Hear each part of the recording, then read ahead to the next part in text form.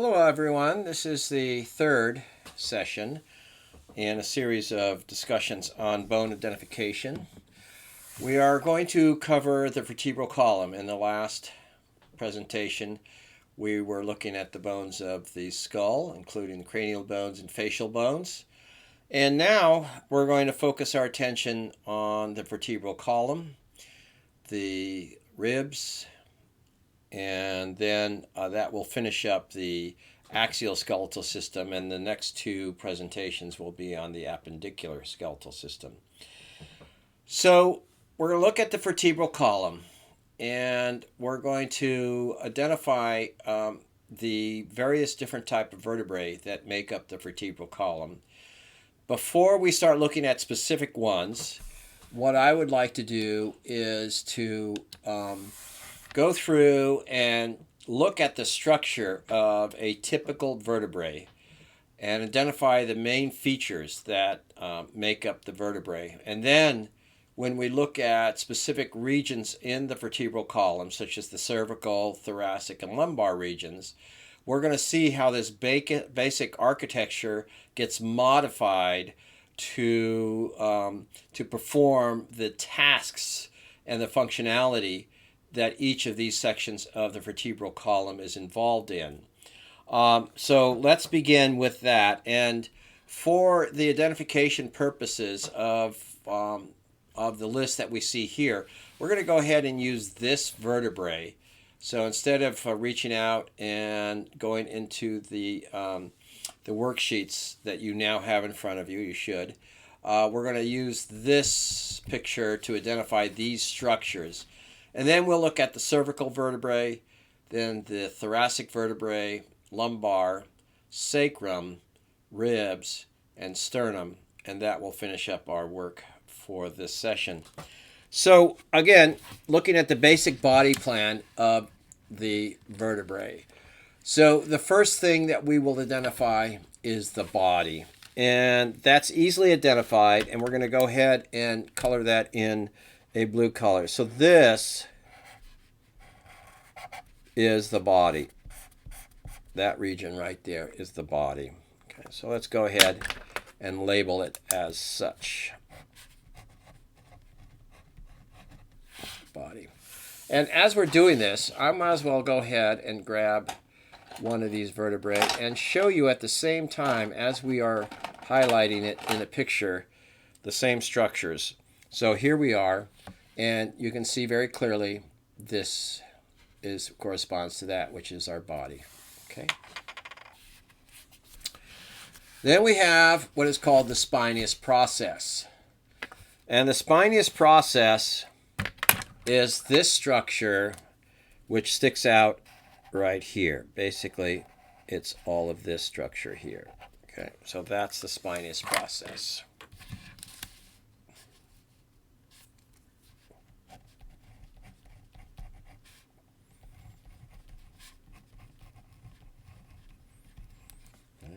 And if we're looking at the real vertebrae, you can see it very clearly. That long, thin extension of the bone, that is the spinous process. Okay. Then there is the lamina, and this can be difficult for students to actually visualize, but if I put some marks there, and I'll go ahead and in yellow identify that area. So this and this. So if we go ahead.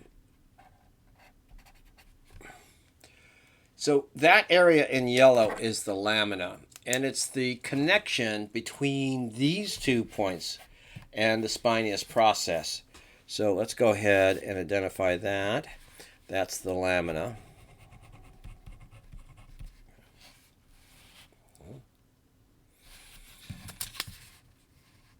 Then we have the vertebral foramen, which is obvious right there. That's the opening. That's the vertebral foramen.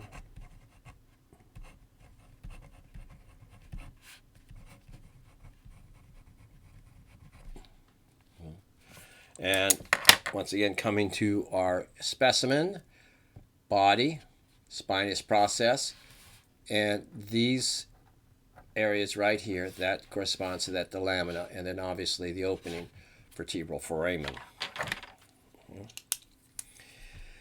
Articular cartilage. The articular cartilage is found on these facets right here, these smooth surfaces, and we'll see that right here. So I've got two smooth surfaces here. That corresponds to this right here, that right there. And if I flip it over, I have two other smooth surfaces that I can see here and here. Both of those are going to be covered with articulating or articular cartilage. Now, I'm not going to draw that in because we're going to name this process, and I don't want there to be confusion. So just that flat, smooth surface is where we're going to find the articular cartilage. Then we get to the transverse process, and that is this structure right here, there, and there. So that is my transverse process.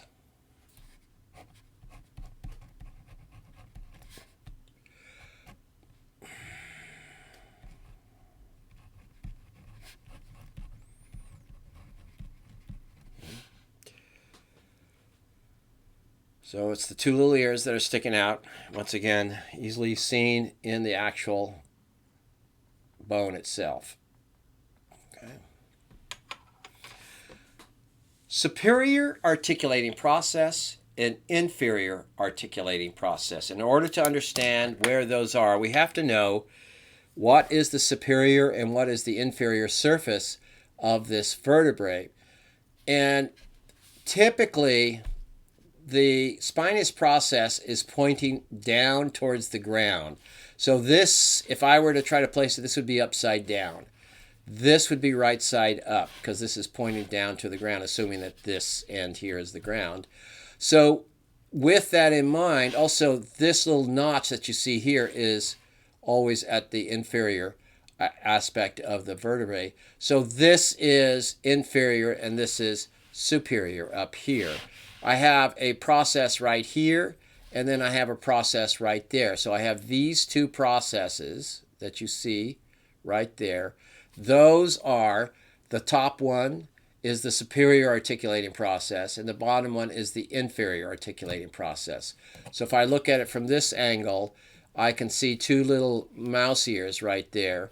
That's the superior articulating process. And if I turn it slightly in this direction, I can see the two inferior articulating processes. So superior and inferior articulating processes. The only ones that are visible in this image is the superior articulating process. And I'm running out of colors, but I'm going to go ahead. I'm going to see if this works. So there we are. That surface right there is going to be the superior articulating process, and that is basically what you're looking at like that. Okay, so all right, so that is going to be the superior articulating process.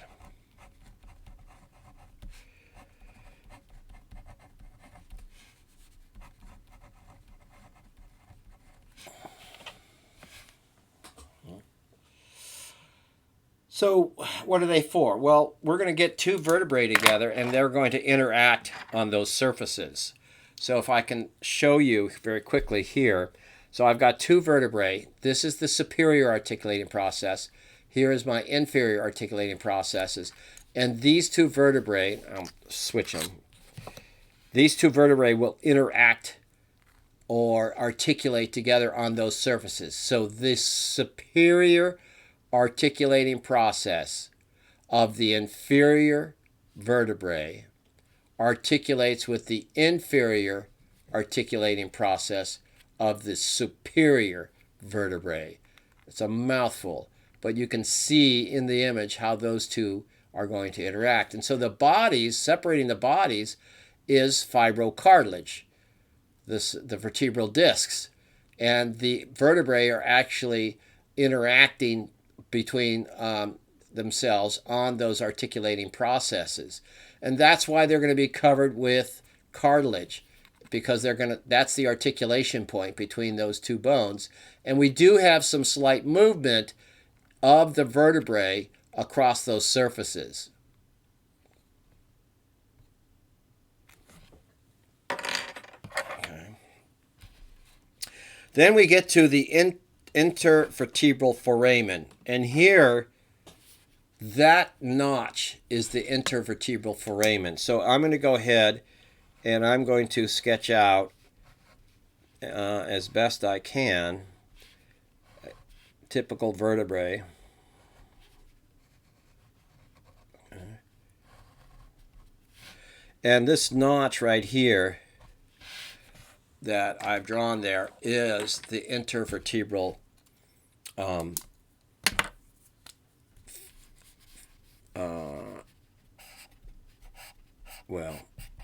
actually, I'm going to clean up this terminology here in a bit, so let's do that. Okay. So the intervertebral notch is what you're seeing here. So this is my intervertebral notch. Okay. That little notchy thing there, just to emphasize what we've done there. So there's my notch. Okay, that's the notch. But what happens if I bring two of them together? If I bring two of them together, thusly, the notch kind of disappears, and instead I have a hole, so that the body of the two vertebrae, as they come together, they create, this vertebrae creates the bottom of that hole, and instead of having a notch, I now have an opening, which I'm going to call the intervertebral foramen.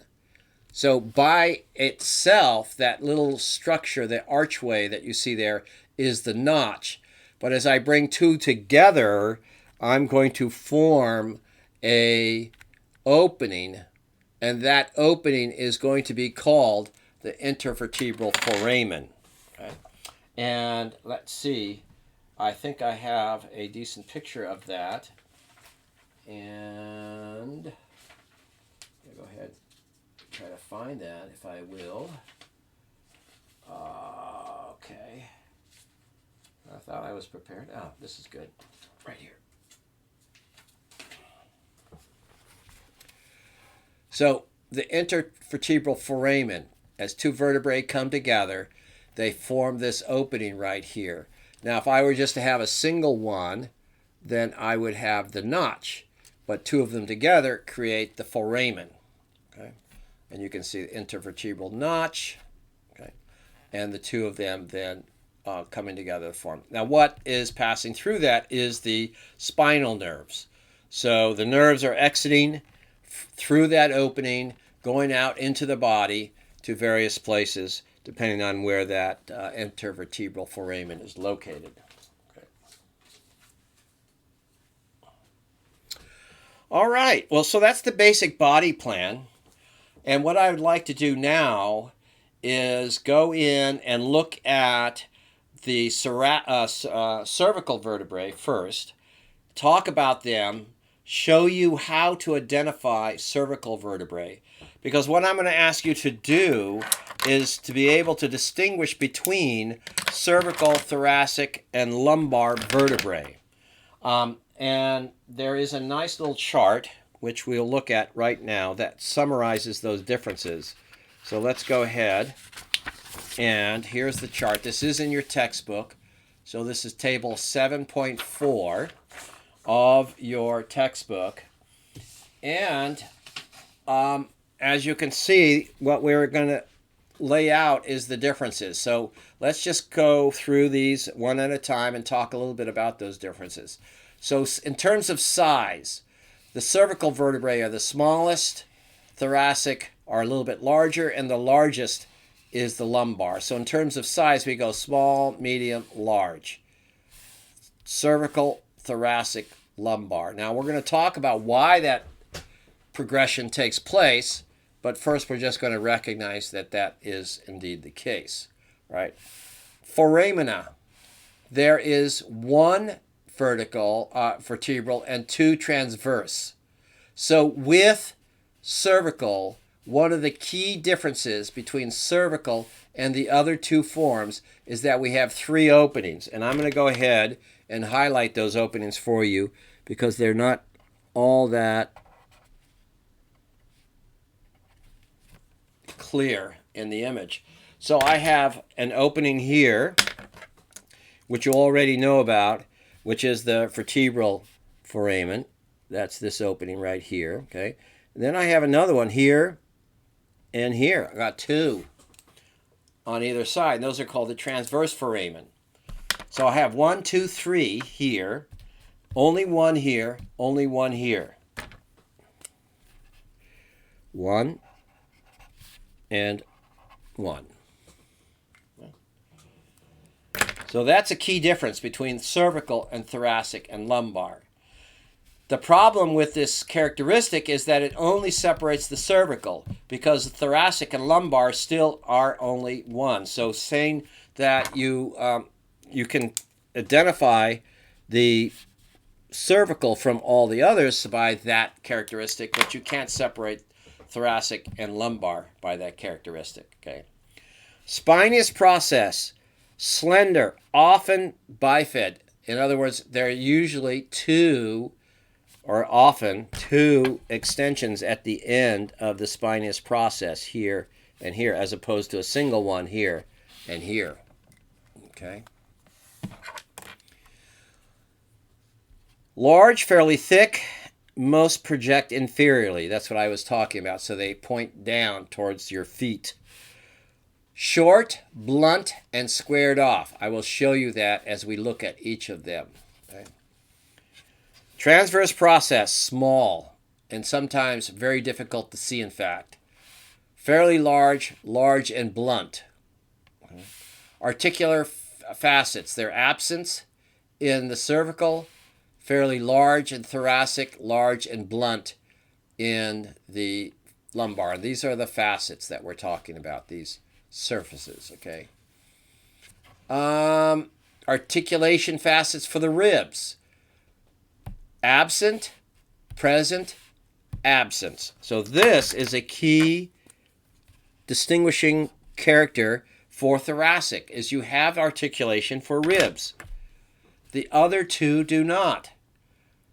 So cervical have 3 openings. The thoracic have articulations for the ribs. Lumbar does not have 3 openings, nor does it have an articulation for the ribs. And it's very large. So in the end, if you know these characteristics, it's very easy to separate cervical, thoracic, and lumbar vertebrae. Okay. Let's see.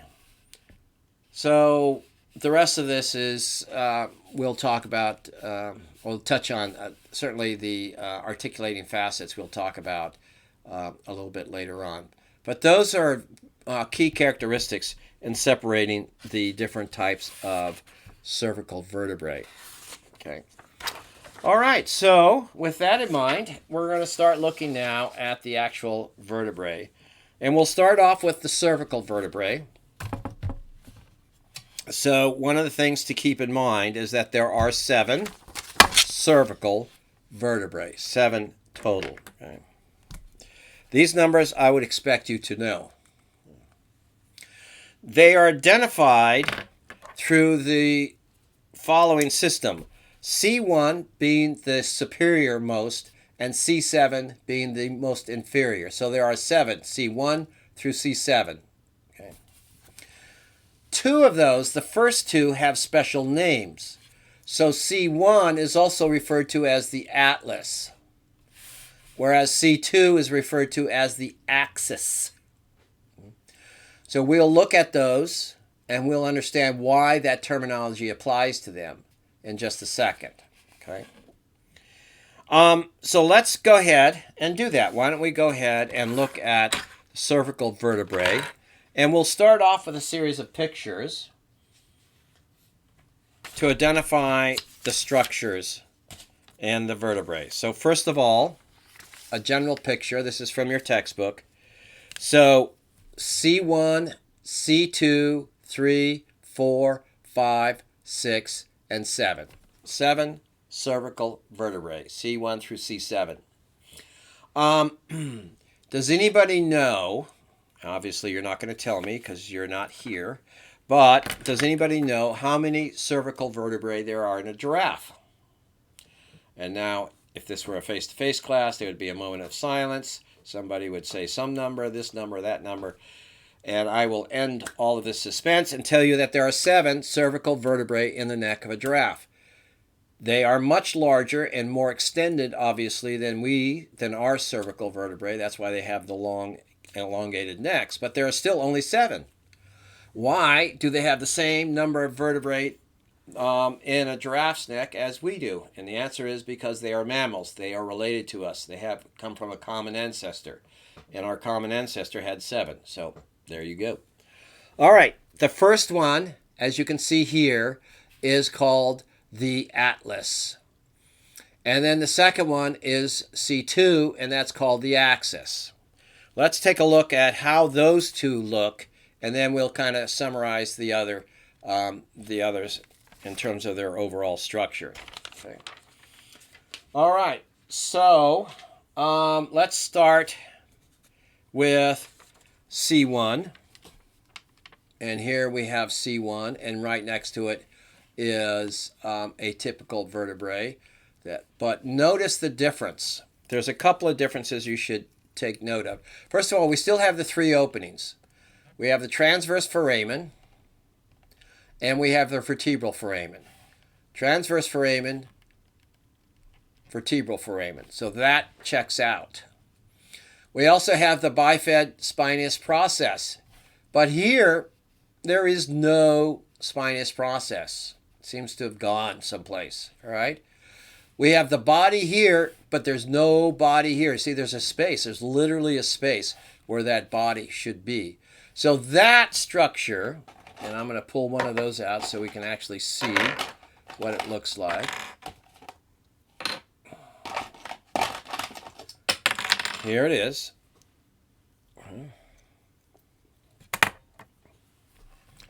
There it is. Okay. Opening here, opening there, opening there. Okay.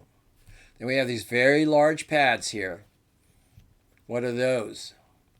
Well, those are going to be, as you can see, those are articulating surfaces.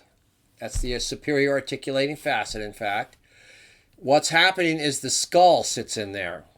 The skull is sitting in that structure. And I don't have a good picture of that, so I'm going to go ahead back here and reach for the skull and bring that into play. So, let's see if I can get this done so you can see it. So, remember the occipital condyles? We just talked about them in the last session. These are the articulating processes. They're called the occipital condyles. And what I'm going to do is I'm going to match them up with the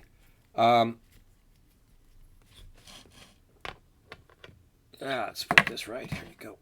There we go. Now these two fit very well together because they're not matched. They're from different individuals, but they sit there like that. So they actually, this cupped concave surface interacts with that convex surface there, and what you get is the ability for your skull to go like this. So it's like a rocking chair in the sense that these condyles fit in there, and then you can rock your skull back and forth in those condyles. Okay, so you get this action. Yes, I understand, teacher. Okay, that action is the result of the skull rocking in those processes, the superior articulating processes. Okay.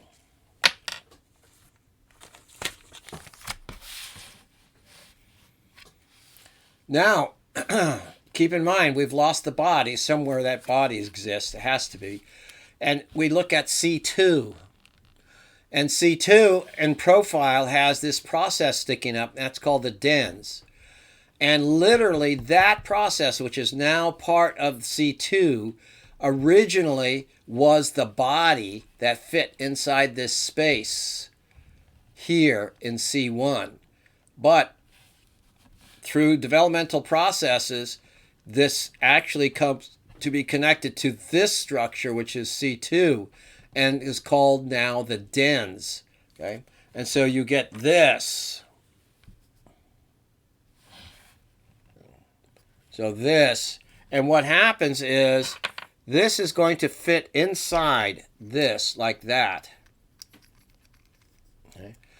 And when you say, no, I don't understand what you just said, teacher, you're actually doing this. The C1 is rotating around the dens. It's using that as an axis through which it rotates like this. If the skull is going this way, you're saying, yes, I understand. No, I don't understand that rotation right there. Okay. By the way, whiplash is a damaging of this. So the skull is thrown back violently, and that is fractured or damaged in some way, and that's what we call whiplash, a whiplash injury. So that's the dens, and that's part of C2, and it sticks up right here. So what about the names? Atlas and Axis.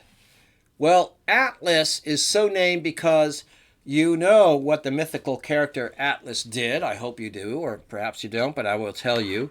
That mythical character carried the world on his shoulders. Okay? So he was carrying the world.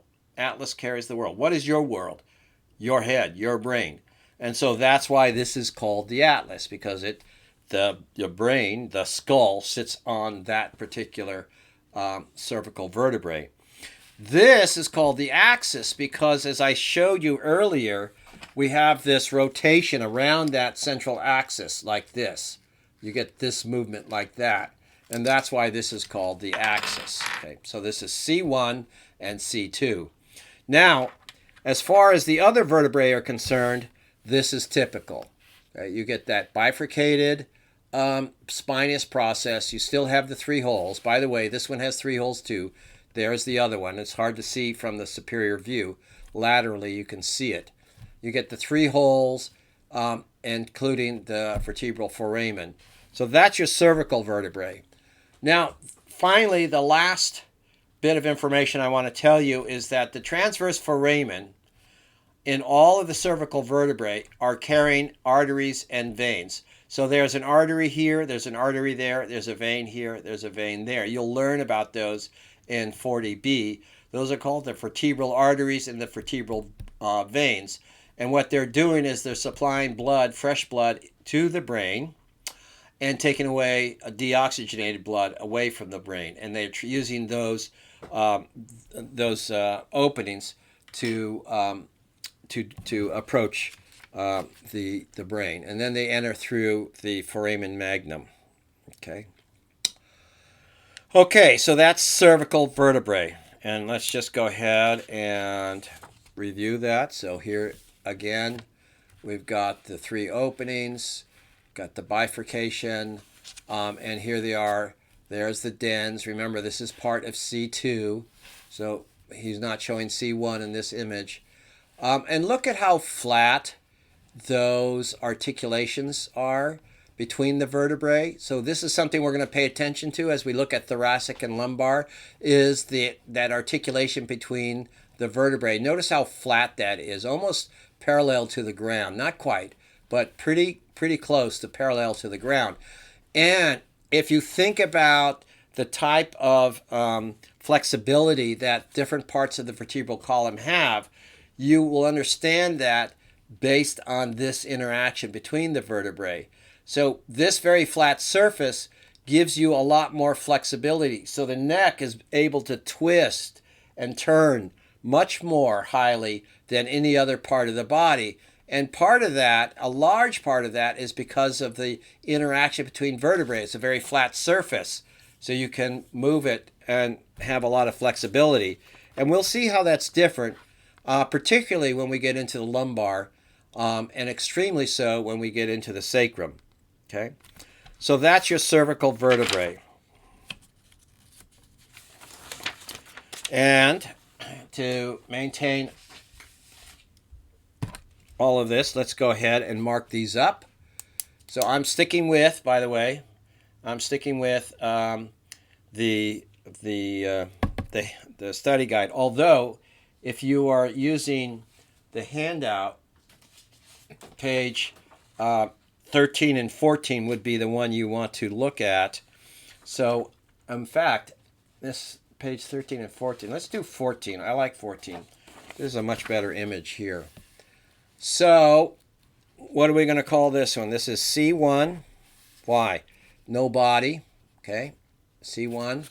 What is this? This is C2 because we have the dens. Okay. And this is your typical vertebrae. So all the rest would typically look like this. So C1, C2. This is our atlas. This is our axis. Okay. We have the dens. Okay. And you can see the bifurcated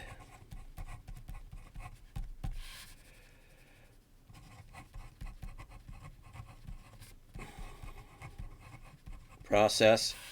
And we have 3 openings.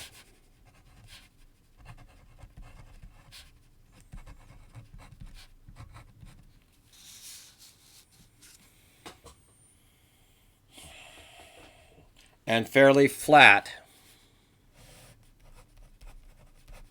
articulating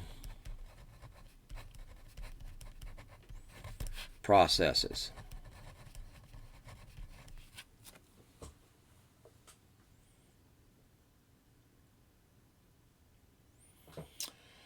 Oakley dokleys. So that's your cervical.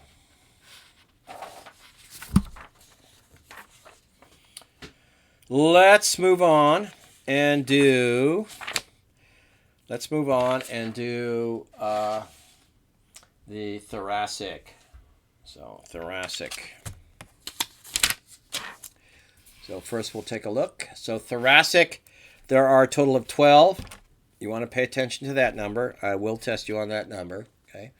They are identified T1 through T12. So a couple things that we want to look at is, we'll go to the next page.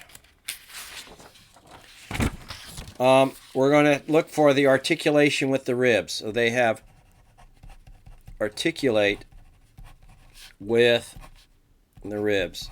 And there should be some structure on these vertebrae which allow that articulation to go forward. Okay. And so we're going to take a look at that. All right. So here's an overview. So this is the thoracic vertebrae. And one of the things I'm going to point out right away is the orientation of the articulating processes. They are no longer almost flat. They're perpendicular, more perpendicular. See there, there, there, there.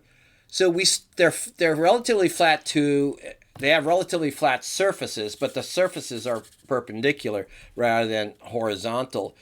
So we still get some movement here, but we're starting to limit that movement as we move down the vertebral column. And as we'll see when we get into the lumbar and especially in the sacral area, we're going to really severely limit any type of movement here. So we get lots of flexibility here, we get some down here, and we get almost none here and absolutely none right there. So what's happening is, as we move down the vertebral column, the vertebrae are getting bigger, as you can see, and the amount of flexibility is being reduced as we move down the vertebral column. Why is that? Well, for the very simple reason that as we move from top to bottom, we're doing a trade-off. Up here, we want flexibility. Down here, we want stability and strength. And those two things, at least in the vertebral column, are opposed to one another. They're diametrically opposed. So to have flexibility means that you are going to give up strength and stability. To have strength and stability, you have to give up flexibility. And that's what we're going to see playing out throughout the entire vertebral column, is that play between those two necessities. As we move down the vertebral column, more and more weight is being placed on the vertebral column as it passes that weight on into the lower limbs. And so we're going to want strength, and we're going to want more stability to support that weight. Up here, we want the flexibility to twist our neck, to look around the world, to observe the world around us. Okay? All right. As I said, the ribs are going to articulate with the thoracic vertebrae. So there has to be some aspect of the anatomy that allows us to articulate with the ribs. And here we see it. We have it here, here, here, here, here, there, and there. And we see it here, and here, and here, and here. So the transverse processes of these vertebrae also have an articulating process or articulating surface. So the ribs are going to be articulating with the thoracic vertebrae in two separate places. Here on the body and here on the transverse process. So if you're looking for and trying to identify thoracic vertebrae, you will be able to identify them by these articulating points for the ribs. Let's take a look and see how that actually plays out. So I'm going to grab a thoracic vertebrae, and there's a nice one. Okay. And I'm going to show you where that articulation is.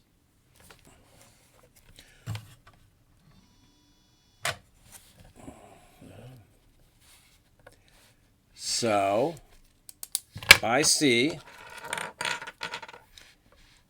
right there, and right there, articulation with the ribs. So a flat surface there and a flat smooth surface here. That means that I'm going to have cartilage here, and I'm going to have cartilage there. And I'm going to connect my ribs here and here. Now I'm going to go ahead and grab a rib, and I'm going to show you how that would work out. Now, this is not going to be a good fit because the rib and the vertebrae are not matched. But on the rib, we're going to find an articulation here at the end and another articulation point right there. So I've got at the head of the rib here, and then further down, just beyond the neck, I'm going to have an articulation point right there. And these and the rib will articulate like this. Whoops. 2-point articulation for the ribs, just like that.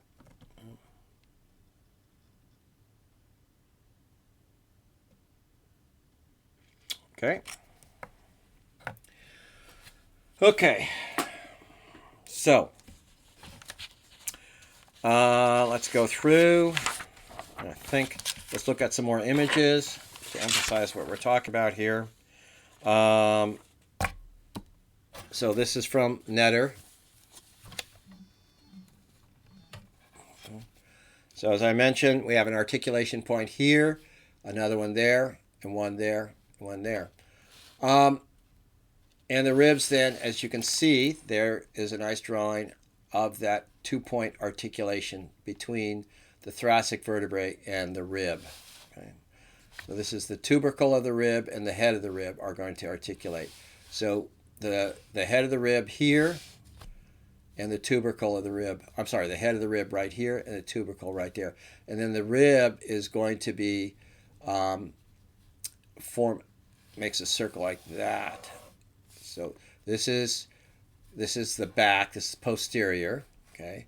And this is anterior. So the rib, the head sits here, the head of the rib sits here, the tubercle here, and then the rib curves around like that to form the rib cage. Okay, so you would have the head here, tubercle here, and it would swing around like that. Okay, swing around like that. So that's your thoracic vertebrae. Oakley dokley's. Thoracic vertebrae. All right.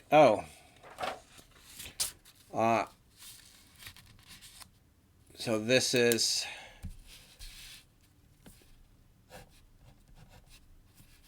page 19 of the study guide, and this would be rib articulation.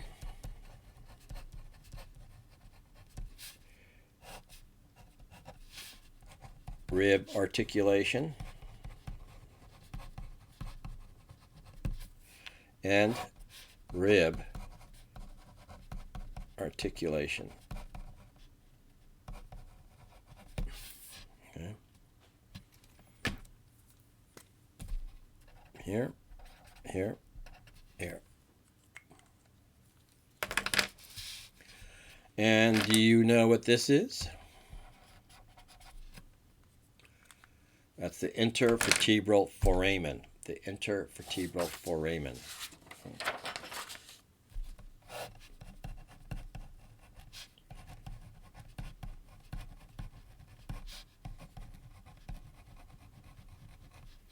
Okay. And that's for spinal nerves.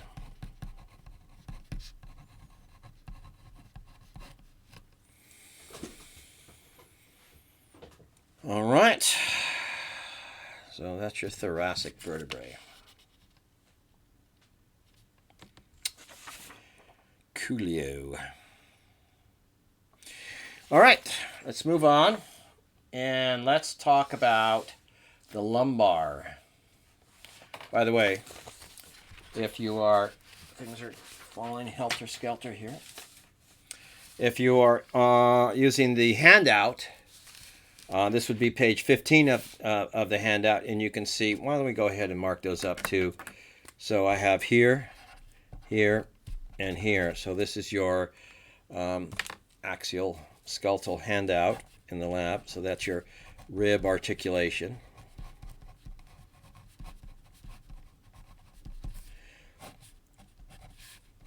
Rib articulation. And rib articulation. Okay.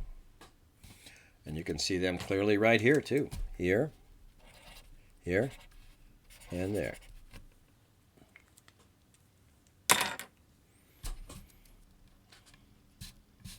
All right.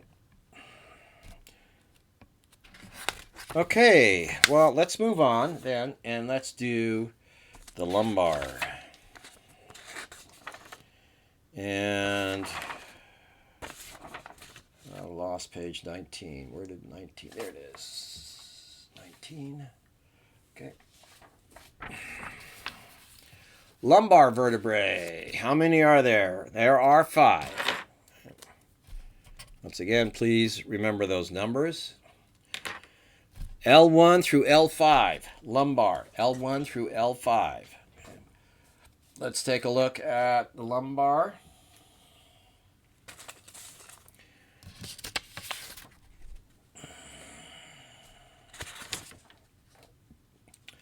And here we go, lumbar. Now, we're in the lower part, right here. Okay. And now take a look at the articulation points between the vertebrae. Not only are they almost exactly vertical, but they end up being cupped. And it's a little bit hard to see it in this drawing, but I'm going to show you that here. So there is the superior articulating process. This is a lumbar. There's the superior articulating. And here is the inferior articulating process. And hopefully I've got another lumbar. I do. Okay. So these two can come together. Well, this is not really lumbar. I don't have another lumbar. So unfortunately I can't. I thought I grabbed 2, but I didn't. Oh well. What these do is they interlock. So this process, which is more like a spinous process, is going to sit inside here, inside that. So you get these two things that sit in there. And because I encapsulate them in this half circle, I don't get any lateral movement here. I cannot twist the lumbar because there's no movement. The way they interlocked are preventing that type of movement. And I think I can show you that quite accurately here.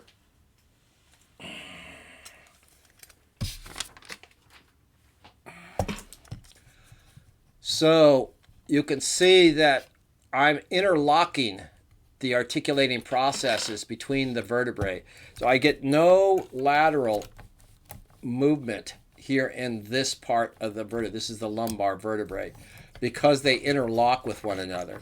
I can't move those. And that's why you're not supposed to twist in the lower back. It's not designed to twist back. It's designed to be strong and stable, as opposed to the lumbar, which you can see there's still the capacity to slide past each other a little bit this way. Okay, they're not interlocking. And up here in the cervical area, we get that very easily twistable relationship between the vertebrae. Okay.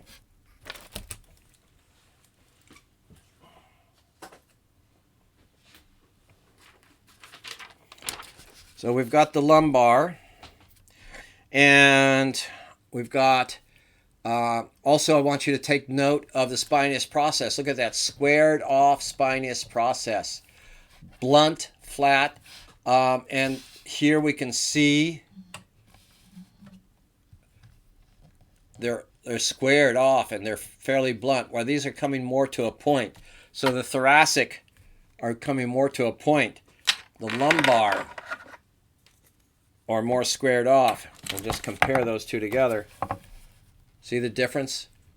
Thin, spindle, almost like a dagger, whereas this is very blunt and squared off. Okay. Then we get the differences in the articulating processes. Here, very flat surface.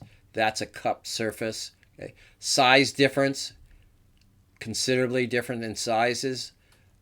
So that's your lumbar.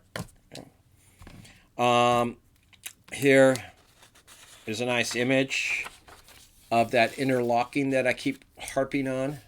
So you see how they interlock here. There's no lateral movement here. It's impossible for lateral movement. But this is a very strong and stable connection between the vertebrae. And that's what you want down here, is that strong, stable connection. Okay. And again, you get that squared off process here. All right, so let's see where we are. Yeah,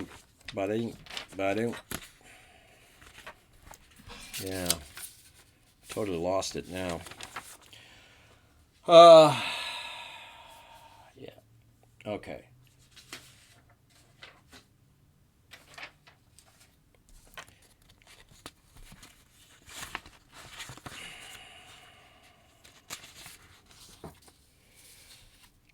So, spinous process,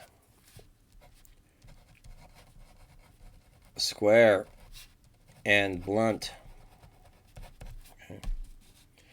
The superior and inferior articulating processes interlocked. Okay. Size and shape of the body, large, okay. Robust.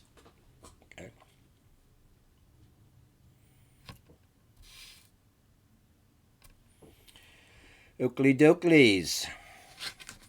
Let's talk about the sacrum now. And the sacrum is the very bottom or base of the vertebral column. And here, what we're going to look at is that's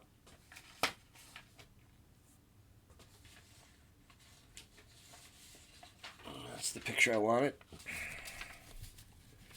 So there's the sacrum. Sacrum is composed of, and you can see it here, 5 fused vertebrae. 5 fused vertebrae. And then there's coccyx, which is 3 to 4.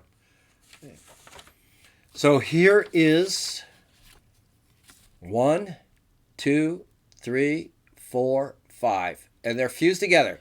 Now we have absolutely zero flexibility. There is no movement there. It's a solid one piece of bone.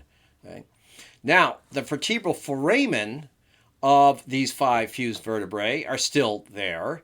But since we fused the bones together, instead of being a hole, they're now a long canal. So that's called the sacral canal. And that passes through the entire length of the sacrum. Okay? So it starts from here and exits here. So we get this, we get the spinous processes, or what's left of them, right here. Okay? But we get this entirely fused bone, okay? Just like this. And that's the sacrum. 1, 2, 3, 4, and 5. Oh, didn't want to do that. Okay. All right. Plus the sacral canal. So that's the sacral canal. All right. All right. The sternum. So the sternum consists of 3 parts: body, manubrium, and the xiphoid process, which is on the following page. So, xiphoid process. And there is a picture here. So this is the study guide. We might as well use this one since it's all right here. Let's go ahead and identify the parts here. Okay. So I'm going to draw a line here, and here, and here. And I'm going to color these in. So there,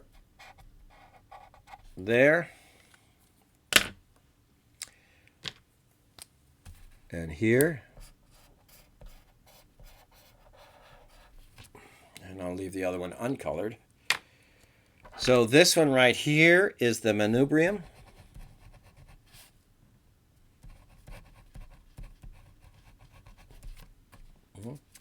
This is the body.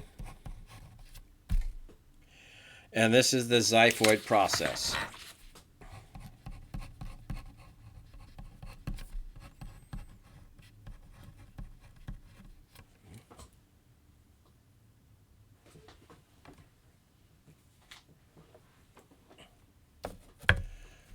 Manubrium, body, xiphoid process.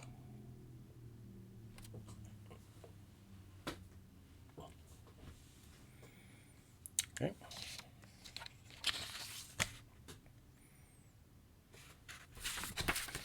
Finally, we can talk about the ribs. So there are 12 ribs. And they come in pairs. Okay. 12 ribs. These are identified or broken into groups or sets. The so-called true ribs, 1 through 7.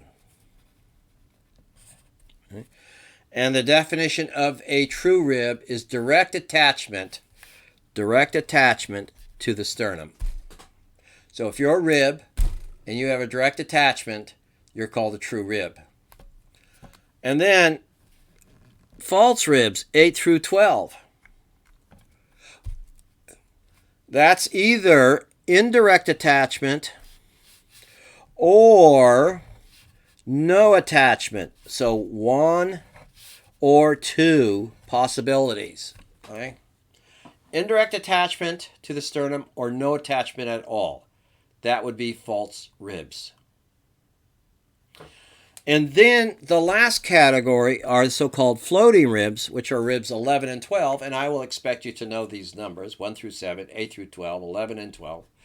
These are called floating ribs because there's no attachment at all. So that's this part right here. So floating ribs are a subset of false ribs because they don't connect to the sternum at all. So 8, 9, and 10, they have indirect attachment. 11 and 12 have no attachment. By the way, there's a nice picture here of the connection. So I have a connection here and a connection there. That shows you how the ribs are connected to the thoracic vertebrae. Okay. So I want you to keep that in mind. You need to know the different definition of true ribs, false ribs, and floating ribs. Okay. Keep it in mind that false rib has a two-part definition: indirect attachment or no attachment at all. Okay. And then the false ribs are, the floating ribs are no attachment. So how do you have indirect attachment? What's going on there? Let me show you by way of picture how this would play out.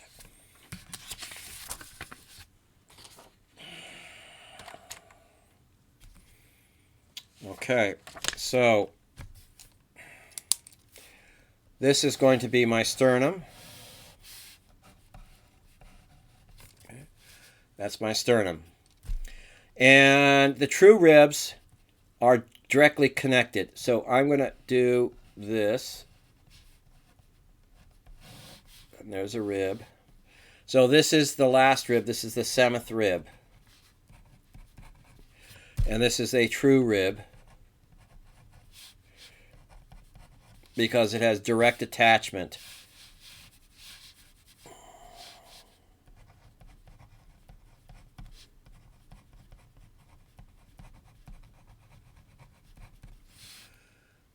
And in blue is going to be the articulating cartilage, not the articulating, but the costal cartilage.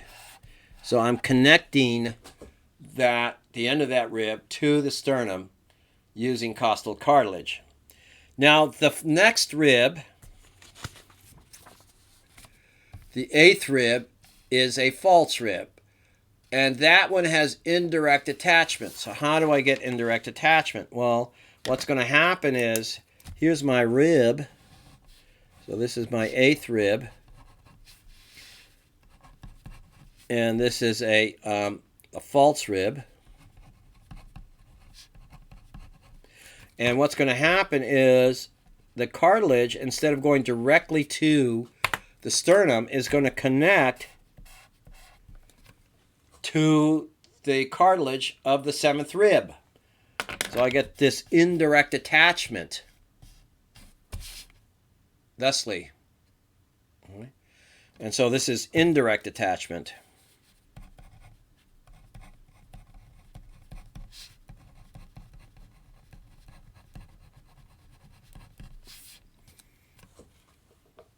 Indirect attachment.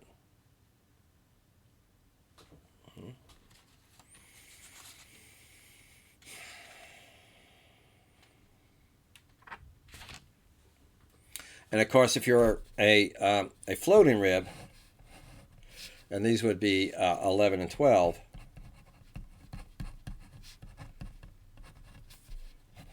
I get no attachment.